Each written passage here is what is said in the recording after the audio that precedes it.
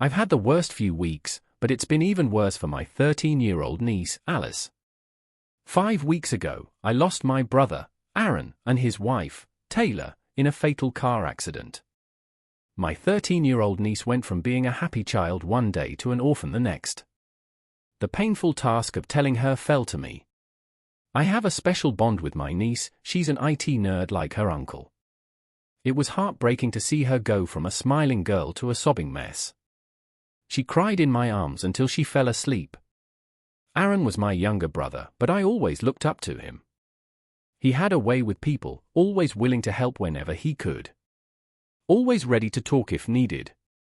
If he said he would do something, you could be sure it would be done. I took Alice home with me, and the following week, my parents arranged the funeral. A few days after, we had a family meeting to discuss Alice's future, who would take care of her, and what official steps needed to be taken. I am very successful in my field, child-free by choice. I'm currently single. While I never saw myself as a parent, I will never be able to replace Aaron. But I can be the uncle who takes care of her. My parents are willing to take Alice in. They are retired but well off, not rich, but better than average. They have raised 2 wonderful sons. I believe they can raise my niece, but I also believe they deserve to enjoy retirement and have the role of grandparents, not primary caregivers. The options were me or my parents. I love my niece and wanted what was best for her, so I told my parents I wanted to take care of her. After some back and forth, we decided that I would take Alice in. They were fully supportive, offering to help wherever they could. My sister-in-law was an orphan, so there was no family on her side who could take Alice in. Alice has been staying with me since her parents' death.